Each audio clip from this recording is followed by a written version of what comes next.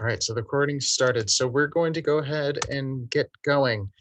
Um, so thanks everybody for coming tonight. My name is Mina Shed. I serve on the steering committee of Middle Tennessee DSA, as well as I am a member of the National Political Education Committee for DSA. And tonight, Hadas Thier is joining us. Hadas Thier is an author. She's a journalist. She's been featured in several leftist publications, Jacobin, in these times, and a whole lot more.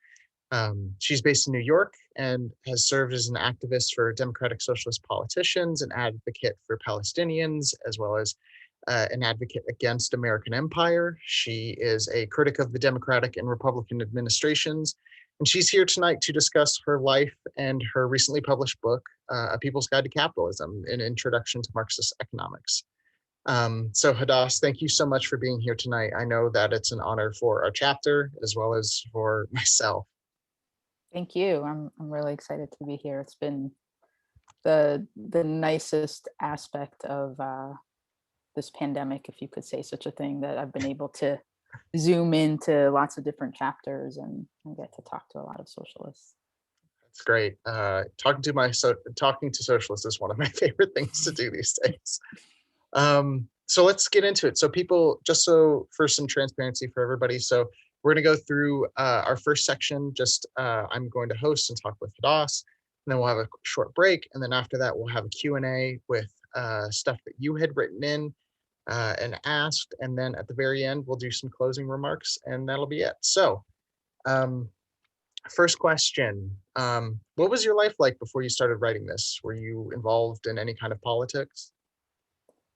Yeah, definitely. My life was a lot calmer before I wrote this book, in the sense that, it took almost 10 years from start to finish until it was published. And it was a lot of work. And before I started writing it, I was also childless. So life was easier.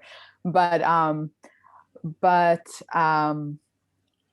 yeah, I've been an activist and a socialist for a long time. I became involved in activism back in high school and became an organized socialist when I was, about 20. So I'm 44 now. So that's more than half my life of being a socialist, being immersed in a lot of different struggles.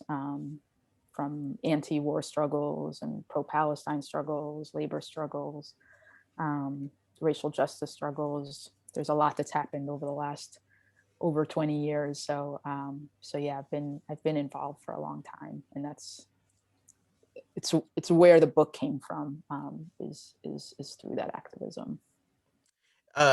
This is going a little off script, but do you happen to remember the first type of organizing or activism you got into, since you said you started in high school? Yeah, I actually started, well, it depends on, what you define as activism, but back when I was in elementary school, got involved in, you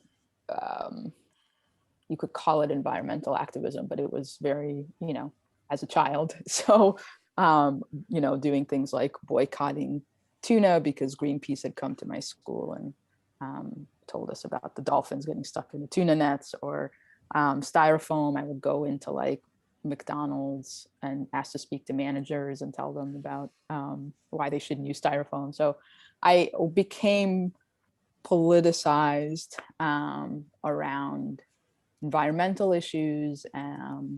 I was involved in more environmental activism in high school. And then I guess it was the first Gulf War during Bush Senior, when I was in high school. And me and some of my friends in high school organized a walkout. So you could say that was probably my first proper political activism. But yeah, a lot of different things going back pretty far, but in their kind of infancy in terms of ideas. Definitely sounds like you've always been a rabble rouser, which Yeah. we do like to see that. That's really great. Um, so you talked about becoming politicized, but my next question here is, how did you become radicalized? How did you become to be a socialist? Yeah, it was actually Bill Clinton, I think, that really gets the honors for turning me into a socialist. Basically, I was, like I was saying, I had been gotten involved in anti-war activism in high school around like Bush Senior's invasion of Iraq. But in general, like my entire like political coming of age, political consciousness, when I was a teenager and stuff, was during the Republican era. It was Reagan and it was Bush Senior. And my worldview was really based on that. Like I thought that the reason that things were wrong in the world was that the Republicans were in charge.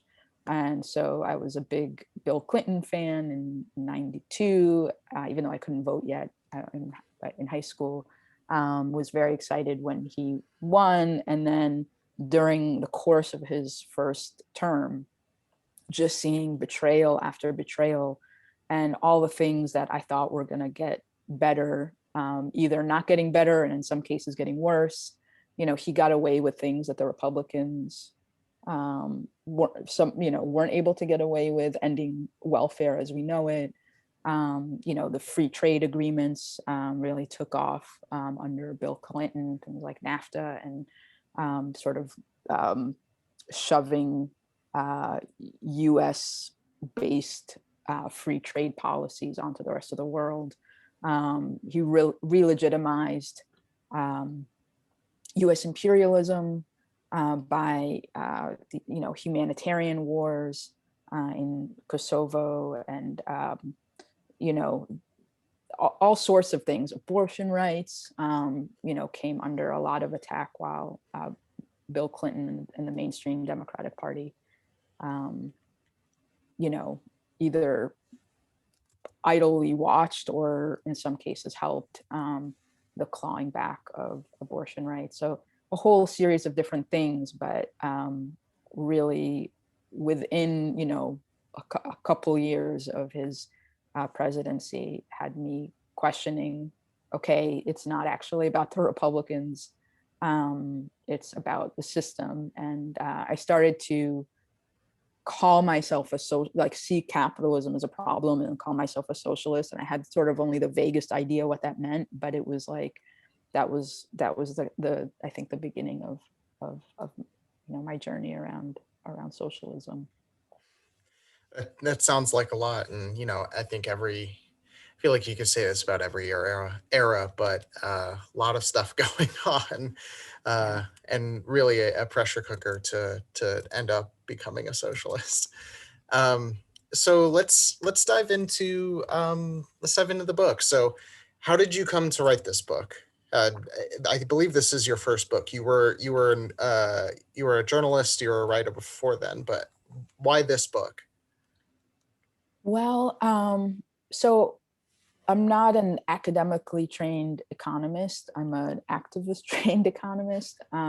Basically, you know, pretty early on, as I was a socialist and an organizer, um, it became pretty clear that it was necessary to understand the economy, right? The system that we live in is an economic system. You can't separate out politics from economics. You know, everything from certainly like labor struggles and around terms of exploitation, but also like the state of healthcare, the state of the ecology.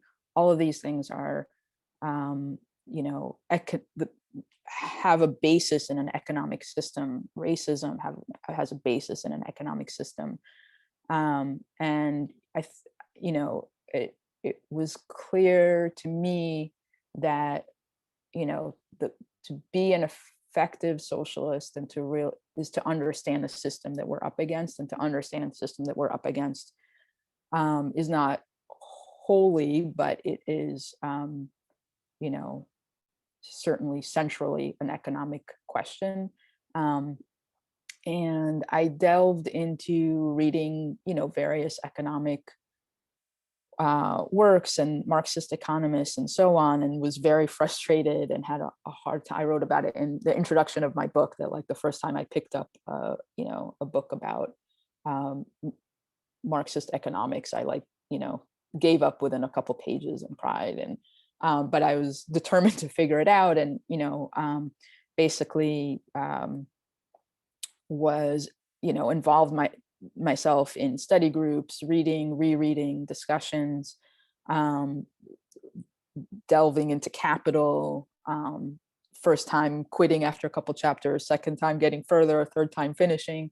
But I basically was determined to kind of figure this thing out. And in the process of it, the more that I became comfortable and confident in kind of understanding and explaining economics, like I was giving talks at socialist conferences, and it was and the sort of goal of my talks was to make economics accessible to as many people as possible.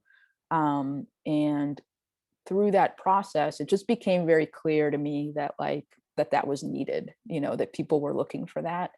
And it also became clear to me that you know, as somebody who identifies as a woman, in a field where certainly economics in general, but even like Marxist economics and left economics is so dominated by men, I would give these talks, and it would be in terms of at socialist conferences, and the majority of people there were men, and the few women that were there rarely spoke, or when they did, it was like in the form of a question. And it just felt like particularly important for me. Like I wanted to have like a voice out there that would give confidence to and help to empower not only white men, although that's great, but also like to make this a stronger and more diverse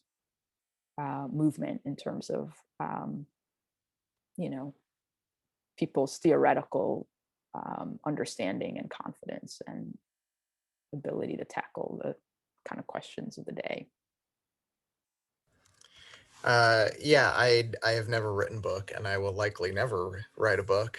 I have no impulse to, but I can definitely respect, and it's very nice to hear that you were almost in a way like sticking up for other women there who kind of, you almost demur in those situations, especially in, I would imagine, the field of economics, primarily being dominated by men. Yeah, yeah, exactly. Did you did you ever, I can't see, I read the book. I couldn't remember if in the introduction you talked about actually like going to the academy or like going to the university to like get any sort of degree. I don't believe you did you? No, I have a basic BA in history, and which again, I guess is another thing that was driven by an activist socialist impulse, is like Mhm. to understand the way that the world works. Part of it is understanding its like economic foundations, and part of it is about understanding history and what's actually gone down, and class struggle and all of that. So I was a history major, and took me a long, I had to take some time off and work and then go back and all the rest of it, like a lot of people. Mhm. But that's as far as I went academically.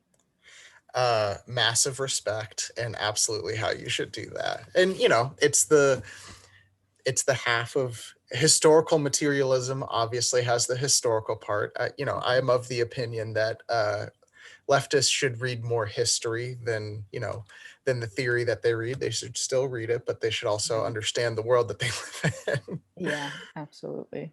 um, yeah, no, I really appreciate that perspective. I similarly, I have a bachelor of the arts, and being able to be in I won't say in situations like yours, because you're obviously talking at these conferences, but being in those rooms and able to sort of talk toe to toe with people who have, degrees that took them 10, 20 years to get. I'm sure that feels good.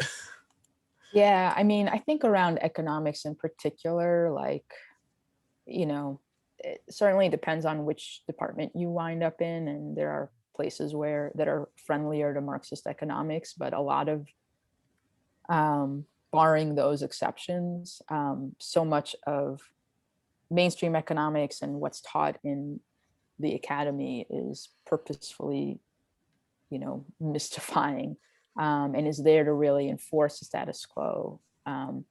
So, I'm not anti-academia. I think there's some great things that come out of academia, and there's a certain um, intellectual rigor that is, I think, absolutely necessary. But I think, but at the same time, like, I think part of the problem is then academia getting to define like what who is and isn't allowed to speak and talk and think and write.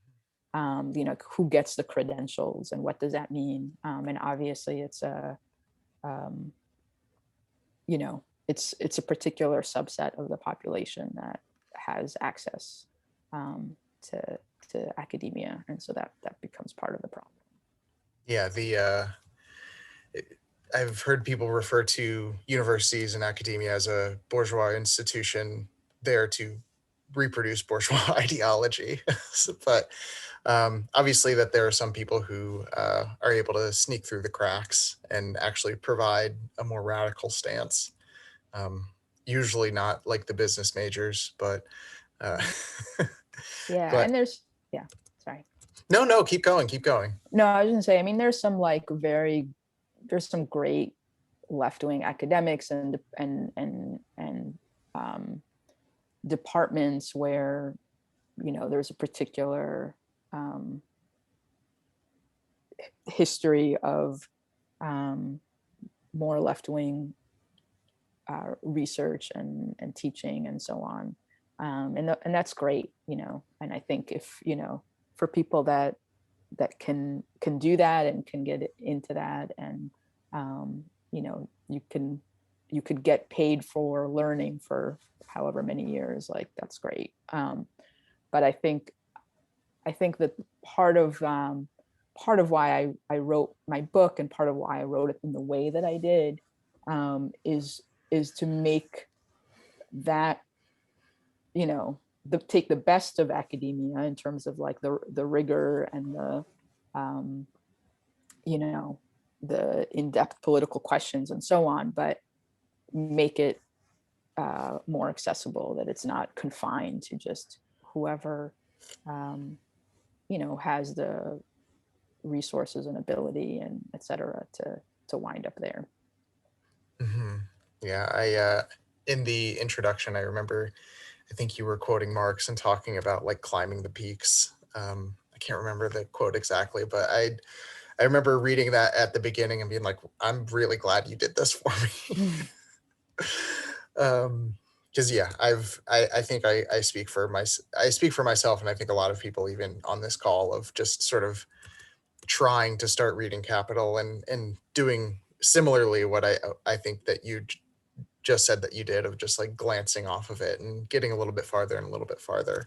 Mhm. Um, so to get into some of the kind of like subject matter of the book, and some of these are even questions that like I'd help run our new member orientations and table and things like that. And these are questions that I've received, and I think you can probably provide a much better and more in-depth answer. But um, so why is it that we can't have like a kinder and gentler capitalism proposed by like people like Elizabeth Warren, or more social democracy like Norway or Sweden? Aren't those enough? Right. Well, I mean, I think that there are specific things that could be made kinder and gentler, at least on a temporarily. I would rather live in Sweden and get healthcare than have, the shit show that we have here in the United States. So, you know, there's a couple of things to say. One is that there are structural problems, and I think that kind of gets at the heart of Marxism, and at the heart of why I wrote my book, is to understand the ways in which capitalism built into it, because it's a system of competition, among capitalists, short-term competition, um, between different companies, that every company has to produce greater and greater volumes more cheaply and more quickly in order to undersell their competitors. And it's not just about, for this year to get ahead, they want to have, Apple wants greater market share than Samsung, and Toyota wants greater market share than GM, et cetera. It's not just like for this moment in order to have more profits, but that they need those profits in order to reinvest them into the latest technology in order to keep up and ideally get ahead, and be able to produce even more quickly and efficiently and cheaply. Because so basically, if you fall behind in one year, then you've then fallen behind for the following year too, because you don't have as much capital to invest. And so it's really like a grow or die dynamic of capitalism, where corporations can't stagnate. They have to keep growing, or they face falling behind and or bankruptcy. And so the issue there is then that it's not just that like somebody like Jeff Bezos is like incredibly greedy. Obviously he is, but the problem is not his greed. It's the fact that the system encourages the greed of Jeff Bezos, and rewards the Jeff Bezos of the world. That's the way that capitalism works. That's the way to get ahead. And that's why also, like on a global level, right, that the United States having this cutthroat system that we have here in the US, and having no healthcare, and having working many more weeks per year than our European counterparts, et cetera. That's why the US is able to, like, the US capitalists are able to get ahead.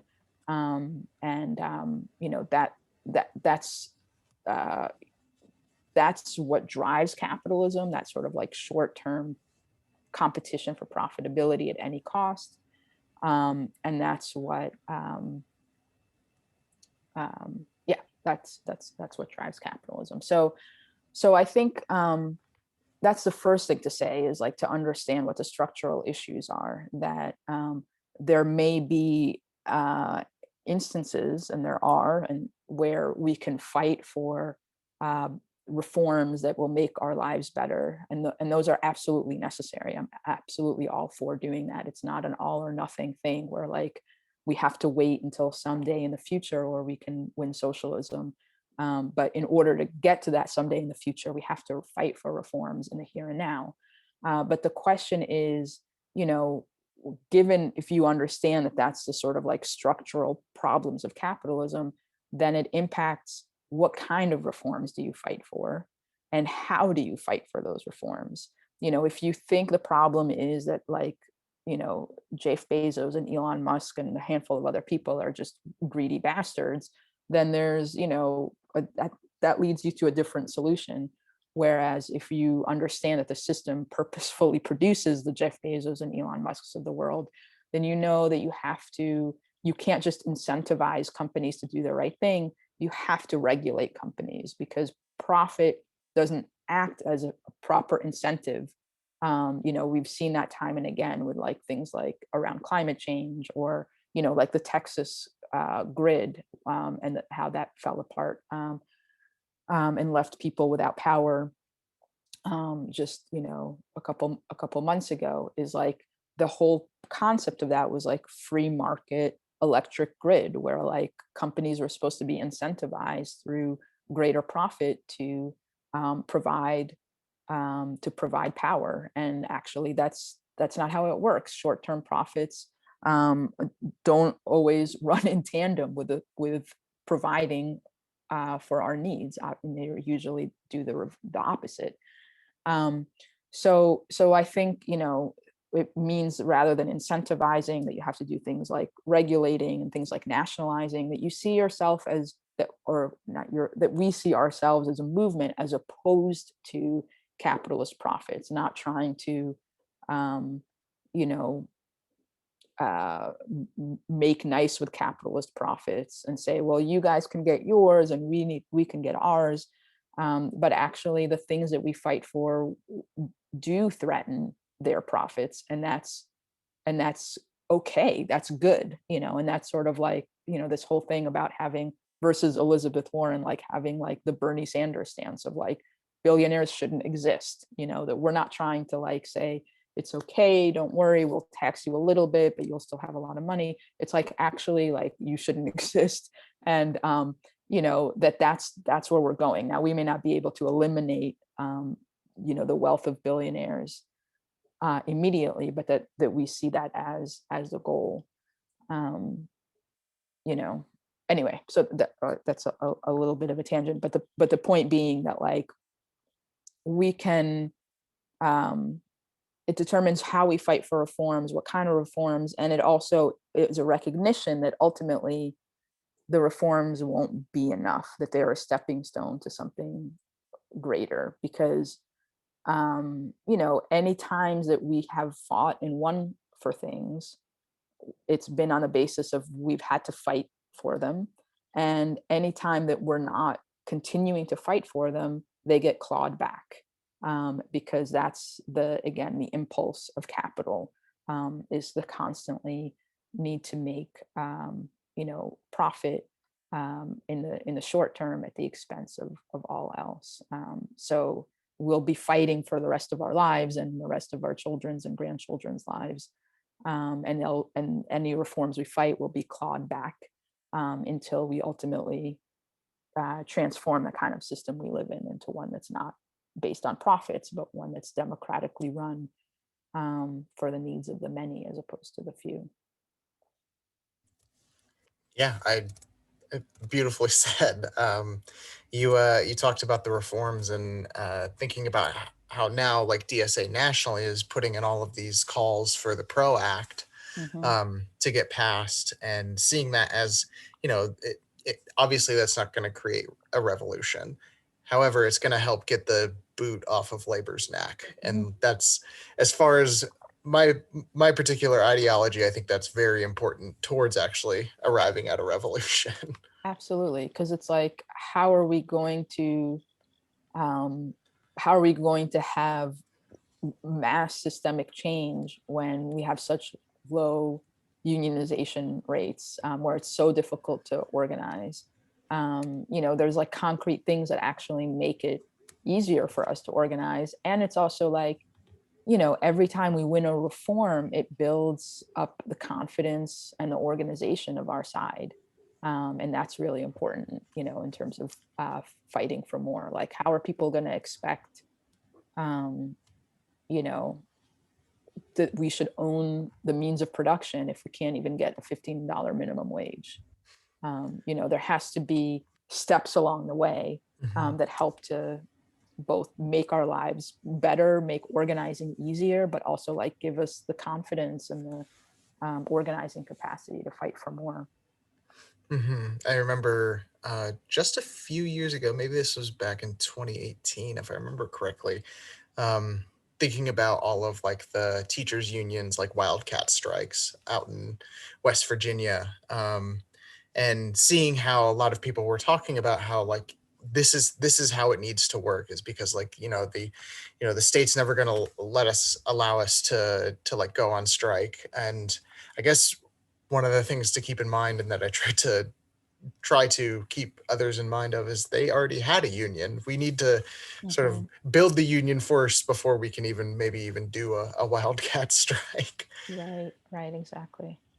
Yeah, that's Um, really important. so to move on to the next question. So you were able to revise this book before it was published, so you could add this afterward, Mhm. about COVID and its effects. So why did you do that? Well, so I was saying before that I started writing this book um, really after the Great Recession, the last major economic crisis that we had, and obviously it plays a pretty prominent role in the book. I have I talk a bunch about it in the chapter on in the final chapter, but like in trying to explain, giving a concrete example of how it is that economic crises develop under capitalism, and it like sets the terrain for in which we're now living in and operating in. Um, and it took so long to finish the book and for the book to be published that by the time it came out, it was like right smack in the midst of like a major, somewhat unprecedented crisis, a sort of like perfect storm of economic, health, racial crises that all were very much connected, and all of that was happening right as like the book was like being like typeset and stuff, and it was just like, wow, I really would it would be a shame to have this book come out about capitalism without acknowledging like this major cataclysmic um, event and period of time, that is going to really set the context, that we're living in for quite some time. Um, so just on a basic level, it was like, it'd be good to say something, even if it's, um, you know it was in the early stages of the pandemic and it was too soon to tell exactly how it will all play out. In some ways, it's still too soon to tell. So it wasn't meant to be like a defining, here's the final take on how the pandemic is impacting the state of the economy and capitalism today. But I think everything about the pandemic exposes like the worst rot of capitalism. I mean, everything from the way that the pandemic even exists, that the growth of things like zoonotic diseases because of agribusiness and so on. But also, it's like we're told that capitalism, if nothing else, provides the basic things that we need, even if it has some, harsh aspects around the edges and some exploitation and some wars. Well, at least it provides you, with the like toilet paper and the things that you need, etc. And that's a lie. But we saw during the pandemic, not only is that a lie, but it's the exact opposite. That like in the midst of the worst public health crisis that we've had in decades, the system could not produce enough masks. I mean, there still are, hospitals, and nurses reporting that there aren't enough like medical grade masks and so on. Masks, ventilators, there were bidding wars for these things rather than any kind of like centralized production and distribution. I mean, states were bidding against each other for ventilators. And masks were like the price of masks was like times 7 of what it had been before the pandemic. And that's how the free market is supposed to work. That is the whole concept of the free market. The same thing could be said for the vaccine. On the one hand, vaccine research has been fantastic, and because the entire world's researchers and scientists and immunologists like all threw themselves into this. But it's also incredibly um, distorted and just made awful by capitalism, that like that we're all hostage to pharmaceuticals profits and patents, rather than just like open sourcing all this information, scientific information, and just producing the vaccines in mass quantities around the world in order to get the whole world vaccinated. Instead, we have pharmaceuticals getting patents and making money, and therefore it's just the richest countries in the world that are getting vaccines right now. It's like 10 10 countries have gotten something like 75% of the doses of vaccines. So we have basically vaccine apartheid happening around the world. But anyway, all this to say that like the pandemic has exposed every aspect of what is wrong with the way that capitalism works. And I think for that reason, it's important to talk about, and also because it will, what we've seen over the past year is going to set the stage for the economic and political stage that we function within, for some time to come.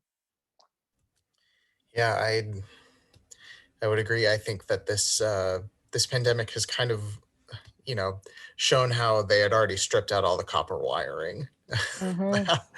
And a lot of people were, you know, a lot of people had already been living in these extremely destitute conditions, and just bringing more people into that state, Hmm.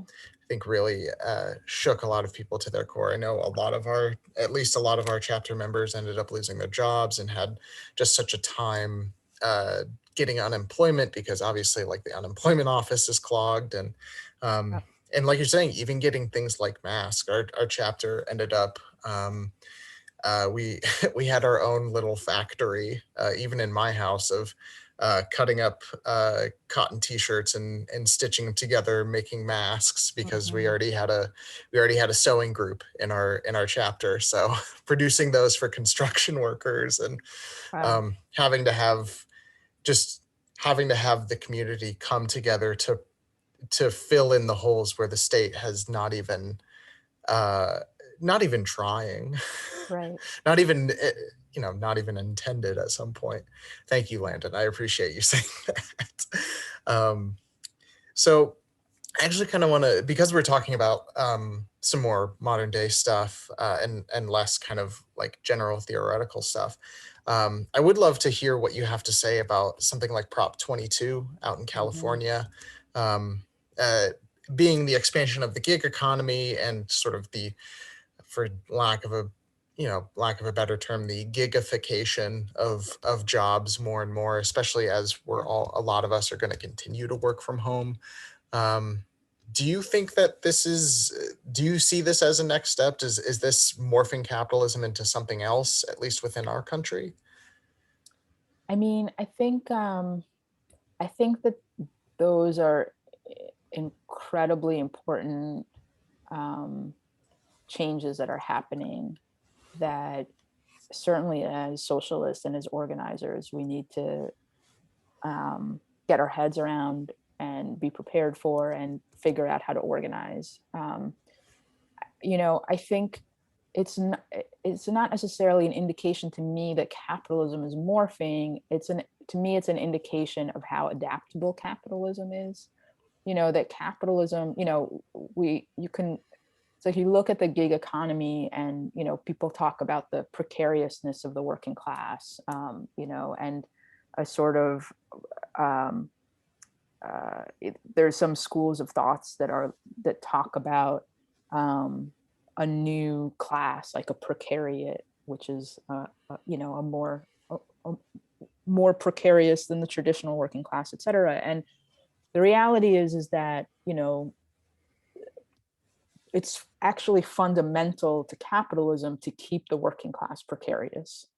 And that is an age-old problem of the working class for as long as capitalism has been around. So, when you read Marx, he talks a lot about the battle of the working day, of whether is it a 16-hour day versus a 12-hour day, legislation that took, the fights that took place around legislation around those issues, that had gotten to the point basically, yeah, in terms of, the Industrial Revolution and the kind of earlier days of capitalism, where capitalism was killing off its own, killing off the working class, and to its own detriment in a lot of ways. Like, it's, because each capitalist, again, is like more invested in their short-term profitability, and needs to compete with other capitalists, that it sometimes undermines the greater, not just the greater good of society, definitely it does, but like the greater good of like the capitalist class, right? That like they were killing off the people that produce a profit for them, the child labor, and the working class family is like just completely falling apart. And so you had to have like the state basically step in and say, as on behalf of the capitalists as a whole, you're shooting yourself in the foot. We need to put in place some legislation, to make sure that capitalism can continue on exploiting a working class. So, all of those things that Marx and Engels talked about, back in their day, 150 years ago, and is some people say, well, we don't have it as bad now. Well, it depends on where in the world you are. It depends on which section of the economy you occupy. And, and obviously we can see with things like the gig economy, and we can see with, still, rampant sweatshops. You can see with, the ways that capitalism, is constantly on the search across borders for to exploit the cheapest labor possible. So you have like Apple setting shop in China, and trying to find the cheapest possible, most exploitable labor. So there's a constant race to the bottom, in the way that competition among capitalists, needs the best terms of exploitation from their end. And so all that to say that I think the gig economy kind of fits in with that overall structure of capitalism, and it has different uh, you know stages and forms and so on of how they exploit us, and all of those things need to be um, studied and organized around, and challenged. It's not, in my view, because capitalism itself has changed, but again, that the idea that capitalism is extremely adaptable, and so we need on our side to to adapt as well, to figure out, well, so how do we organize gig workers? That's not an easy answer, but that's the question that we need to ask. No, I would say it's probably never been an easy answer. So I want to let folks know. So it is now it's 6:50. So thanks everybody for sticking in here. We're going to take a quick 5-minute break. We're going to come back at 6:55 sharp, and we're going to go to our Q&A section. So go run and grab some water, put some tea on, something like that, and we'll get back into it.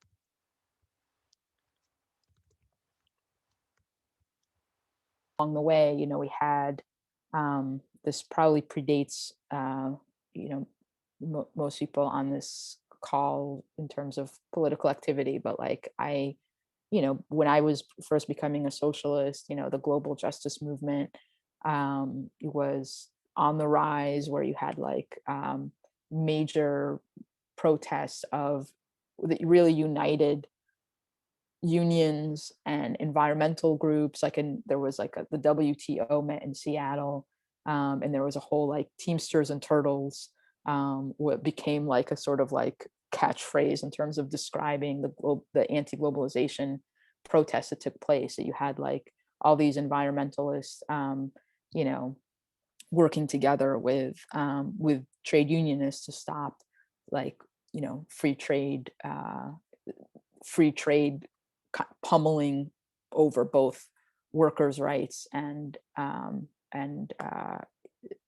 ecological sustainability at the same time.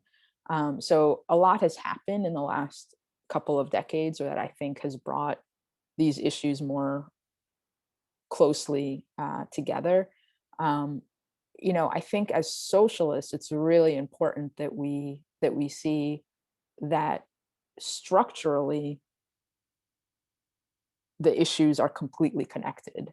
You know, and Marx and Engels even talked about this at a time where the state of the of the environment not was not good, but not on the precipice of, you know, destruction as it is now. But they talked about, you know, that basically labor and workers, I mean, not labor, the planet, and workers were the things that were being pummeled by capitalism. They are the sort of like inputs into the production process. That capitalism sees our labor power and natural resources as inputs to be exploited for their profits. So there's, you know, structurally the root of both evils kind of lies in the same pursuit of profit. Um, so I think first of all that's the starting point. But I think in terms of concretely that we have an opportunity now. You know, things have come a long way um, from the days I was in high school, but also even from the days of the global justice movement, where like now we have things like the Green New Deal that helps to provide a framework that is widely known. It's not just, you know, socialists and, you know, radicals on the fringes that are calling for these kind of policies, but it's become a framework that is um, in the mainstream discussion. Obviously, it's not. It's still the left that's pushing for those things, and we can see all the like various weaknesses of Biden's, you know, infrastructure plans and so on in terms of where it falls short around those questions.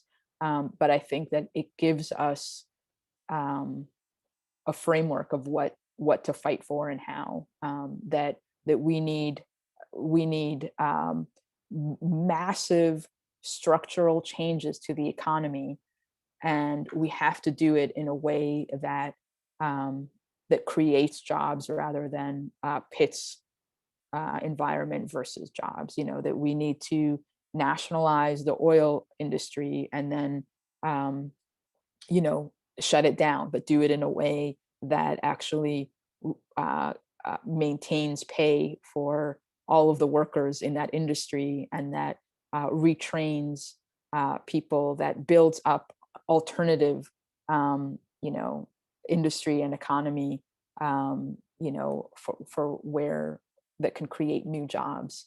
That all of that is very much possible and is absolutely necessary. And I think, you know, we're in a good position, I think, to fight for those things and to do them in a way that weds the two.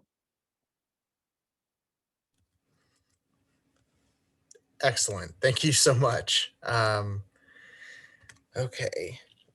Let's move on to, I have one highlighted here. So this is talking about kind of Marxism as a theory and Marx broadly. So um, it's this one that I have highlighted. Like I said, it says, how do you think we should think of Marx when considering topics that he touched on but did not write on extensively? Imperialism is the classic example, but there's Mhm. also Marxist feminism, eco-Marxism, Marxist spirituality, and many others. How should we navigate these concepts today? Right. Well, I think first of all, the probably the most important thing to say is that Marxism is an analytical tool. It's a way of approaching capitalism by going beneath the surface of the sort, the appearance and veneer of capitalism to actually understand the kind of laws of motion of the system. And it's it's an analytical method more than it is a blueprint, that we can't just map out, look through the pages of Capital to find out how to explain, every particular issue that comes up at the moment. Um, what we can do is use the sort of like the methodology and the structure of it to to think and analyze and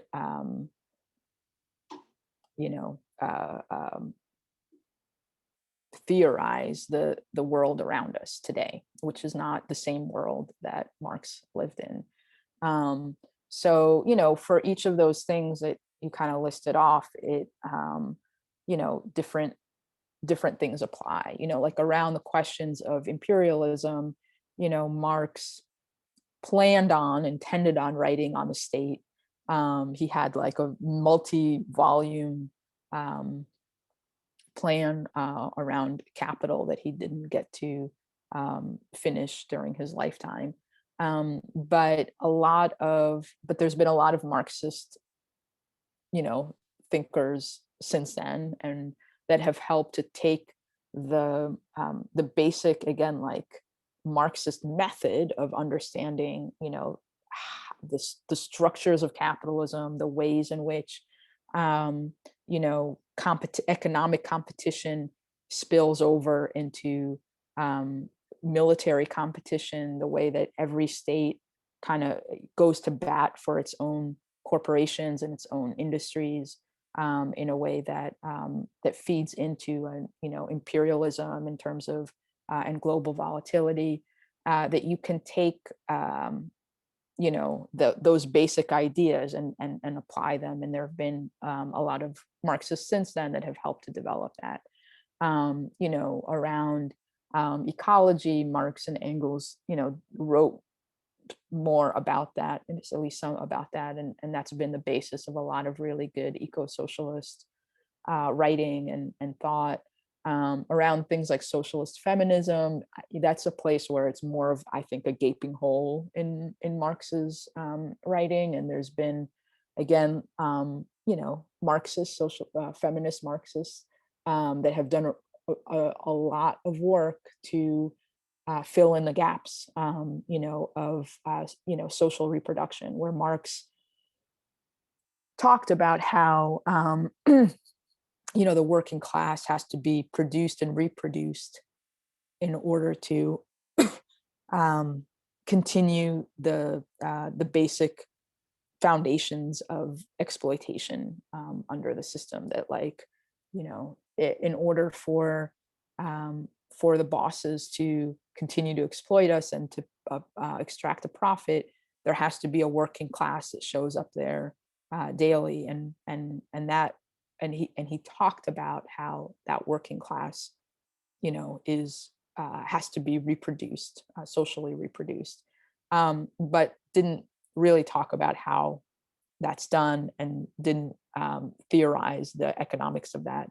And so there's a wealth of really interesting and useful socialist feminist, and Marxist feminist thought and writing about social reproduction theory, and the role that all of the work that happens in the home, though it doesn't create surplus value, is part of part of the structure that allows for the extraction of surplus value. So all that to say that depending on which of those things you're talking about, there's different things that you can say about it, and different ways in which Marx did or didn't write about it, things that you can build on or not. But I think that the overall picture is that, like, the point of Marxism isn't like, here's your blueprint, here's what's right and wrong. It's that we need to be able to think for ourselves, and in order to think, we need, analytical tools, of which I think Marxism is a powerful one. Yes, extremely powerful. Yeah, just thinking about our socialist feminists, our Sylvia Federici's, a favorite of mine. Mm, nice. Um, so to pivot a little bit, I have this next highlighted question.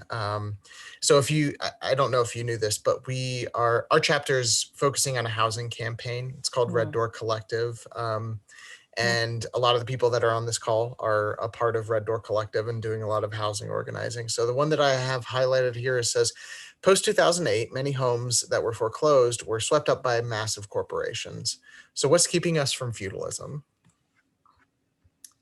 Um, Great question.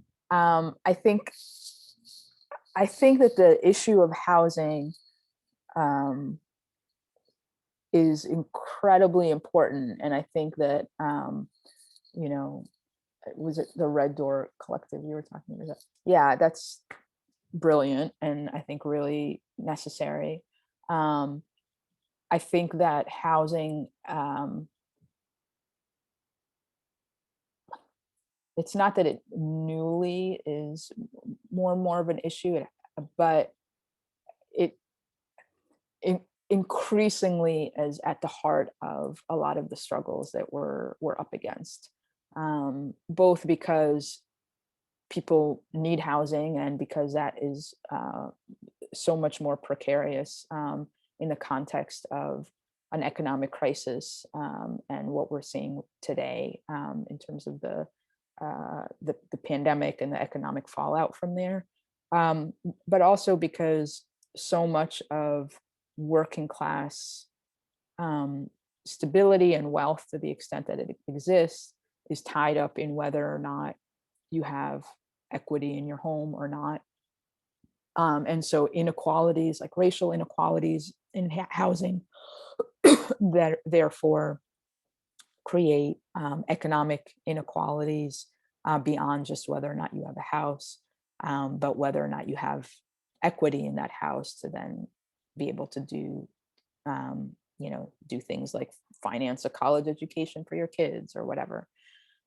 So I think it's incredibly important, and it's also important on the other end of things in terms of understanding the sort of like capitalist crisis, and like the extent to which the housing bubble that created the last financial meltdown, there is now an increasing housing bubble again, not to the same extent as right before the financial meltdown, but getting close to it. So I think it's incredibly important. What separates us from feudalism, yes, capitalism has the propensity to like constantly um, exploit and expropriate. I, you know, it at this at the birth of capitalism, this was particularly important because in order for capitalism to work, um, they needed people to be landless and have to work at a factory, as opposed to be able to be on their own land and feed their families. So there was like a massive period of expropriation from the land, enclosure movements and so on, that were part of how capitalism developed. But I think the difference between capitalism and feudalism, or one of the key differences, is that capitalism is primarily a system of economic coercion, which is why it needed to separate people from their land. Is that if you have people that can feed themselves and their families, then they're not coerced into having to get a job to do it. The way that Marx talked about it is that, capitalism needs workers to be free in the double sense, like free of have freedom of mobility, like not be an indentured to a feudal lord, so that they can go work at whatever plant, whatever workplace needs them, rather than have to just work for their lord. That is useful for the particular capitalist mode of production. And but also free in a double sense of like free from having any possessions. I mean, yeah, we have like individual possessions, like, you know, a toothbrush and an iPhone or whatever it is, but like free of property that can actually um, self-sustain us. You know, we don't have the land and the tools and the machinery and so on to make do for ourselves. And so capitalism, you know, it's like under feudalism, you had to, you were indentured, you know, you had to live on the Lord's land and you had to work the Lord's land, and by threat of death, you know. And that's not how capitalism works. They do use, you know, force as a last resort, and the threat of force. But ultimately, the day-to-day running of capitalism is based on like an economic coercion, that you no one comes to your door with a bat and says, hand over, you know, your goods, or else you just have to go to work every day, because if you don't, then how are you going to eat? um, and that's, you know, I think the sort of like fundamental difference between the systems. Yeah, you talk about it, but the like the disciplinary mechanisms of capitalism, I think, is are maybe a little bit more subtle than Mhm. having the tax man come to your door and rip you out of your home. Um, I do want to take an aside for a second, and if the folks who aren't are here who haven't read it or are going to watch this later, I highly recommend, if you're going to read anything, to read the sections on the 2008 crash, because you know, it's called a people's guide. I have never felt so smart, like in a very long time, because, you know, 2008 crash, very difficult. You know, what is a credit default swap? I felt like light was shooting out of my head. I felt very smart after having read it and understood it. Awesome. Yeah, I really, really appreciate that.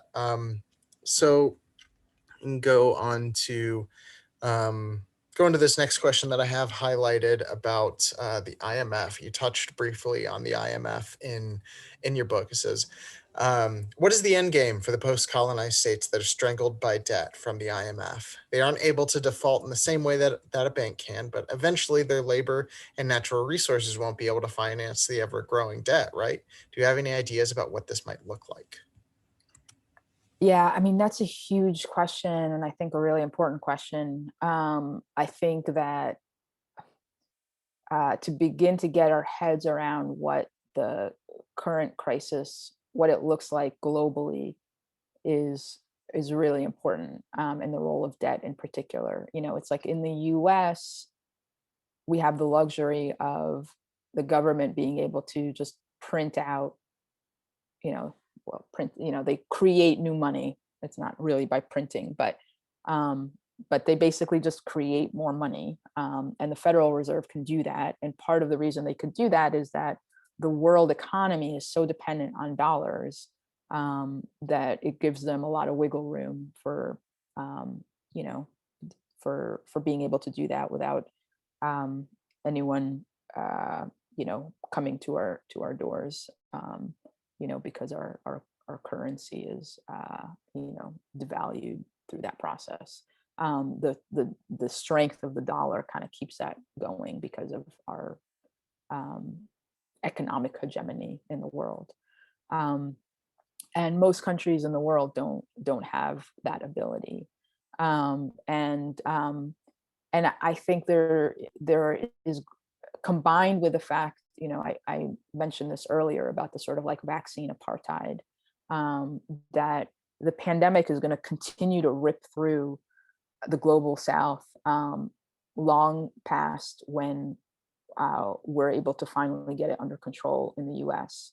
And the combination of those two things of, um, you know, the public health crisis that will continue to rage in much of the global South, and then a economic crisis and a debt crisis is going to be hugely devastating around the world. And how does that? What's the end game? How does that play out?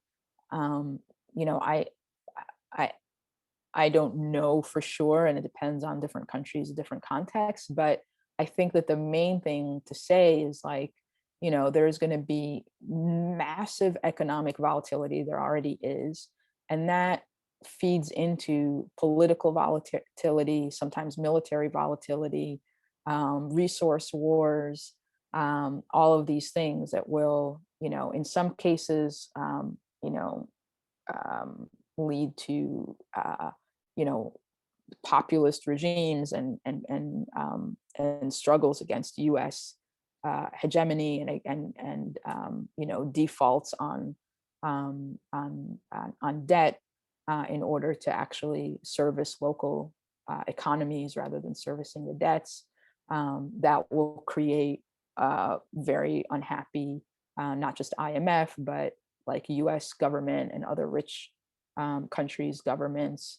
So it's all of that kind of bleeds out into, you know, military and imperial conflicts and the possibilities of those things. So I think it's a really important question. I think it's really important for us as socialists, particularly in the US, to be figuring out ways to build solidarity with those struggles in the global South, to be at the forefront of calling for, getting rid of the debt, writing off the debt completely. We need to, in the same way that we need to be at the forefront of calling for, an end to vaccine apartheid, and our government has a huge role to play on both of those things. So I think that's a critical place for us to be oriented. Okay. So down here, so it's 7:20 right now. I want to move on to our closing question because I think that this is maybe your best opportunity to sell yourself and sell your book. Because this is actually, so the question that I have here is actually something that we talked about. We read your book over 7 different sessions, I believe. Actually might have been 5 or 6. But anyways, it was something that we asked every time we finished a section or finished a chapter, about why this was important to us as socialists and why this is important to us as organizers. I think there is a strain of kind of utopianism on, especially for like newly radicalized socialists, to not concern themselves so much about like the technical machinations of the way that the economy works and things like that. So this is the question that we asked every time we had our sessions of, why do you think it's important for socialists, and more specifically socialist organizers specifically, to read your book? Yeah, no, thanks for the question. And I love hearing about the discussion group, and I would love to hear personally, some of the answers that came out of those questions about why the different chapters were useful and important. But I think overall, right, that it's interesting. The book came out, and like I said, like right in the midst of a major crisis, and right in the midst of literally millions of people questioning capitalism. That we're at a moment, and this sort of goes back to your very first question, or one of your first questions, about like why take up the coronavirus pandemic in the book, is like, the pandemic and the various crises that kind of offshoot off of it, and that fed into it, are causing literally millions of people to question capitalism. And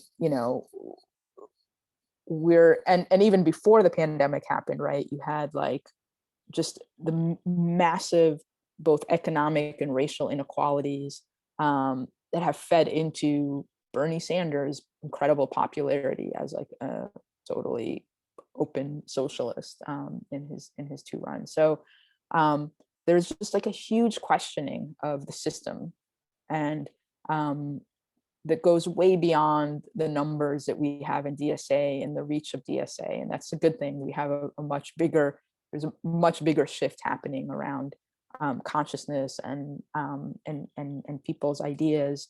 And you know, the book has been, you know, in that context very well received, because it kind of helps to answer those questions. It's now sold like almost 10,000 copies in just a few months since it came out in August, which is kind of incredible for a book on economics, which is usually something that people stay away from. But there's a hunger right now, right? There's a hunger for figuring out, what is this system? What is it that we're up against? And I think, you know, and I think that's especially important, you know, kind of like you were hinting at this, but you know, DSA has seen this explosive growth in size, almost 100,000 members. That's like very important and very hopeful moment that we're in. At the same time, those numbers are, you know, of people who are coming from all sorts of different levels of political experience. It's a very young organization in all the best ways.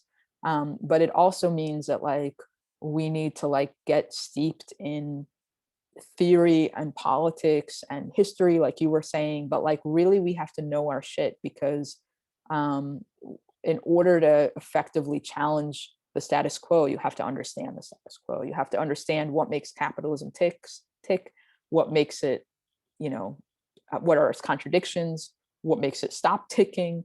You know, we have to know where the contradictions are in order to take advantage of and pry open those contradictions. We have to understand, you know, the power of labor, the power of the working class is producing profits for the system. Like all of these questions really set us up for understanding what we're up against, where their power lies, where our power lies, and how do we kind of organize most effectively. So I think it's really important that everybody who wants to change the world understands the world, and a very and therefore understands the economics of the system, which is foundational to the system that we live in, and not leave it up to like some people in the movement kind of like have the ideas and the rest of us like just do the like phone banking, but that like the our movement is only as strong as like each of our ability to actually understand and grapple with the world that we live in. We need a deeper and a wider bench, so to speak, in terms of our organizing ability. Thank you so much, Hadas. That was a wonderful answer to that question. And with that, that is the conclusion of our talk this evening. I want to thank everybody who came here tonight, and everybody who is going to watch this later. I hate if it looked like I was checking my phone, it's because I had a bunch of people texting me. So telling me that they were unfortunately unable to come tonight, but they wanted to get the recording. So that'll go up soon. We'll likely do some editing and put that on our YouTube channel and on our Facebook and things like that. So once again, Hadas, thank you so much. This is so cool. And I'm smiling ear to ear because this is one of the coolest things that I think our chapter has done on like a political education level. And as one of the facilitators for our political education socialist night school, it's really an honor to have you here. So thank you so much. Yeah, the honor is mine, and I'm sorry for all the questions that we didn't get to. And feel free to reach out to me. You can find me on Twitter at Hadas Thier and stay in touch with me. And I would love to continue to discuss. And I hope we have more contact around both the politics and the organizing Hmm. soon. Do you have any things that are coming up? Any subjects you're going to be writing on? I assume you're still going to be doing stuff for Jacobin and things like that, but anything else on the horizon?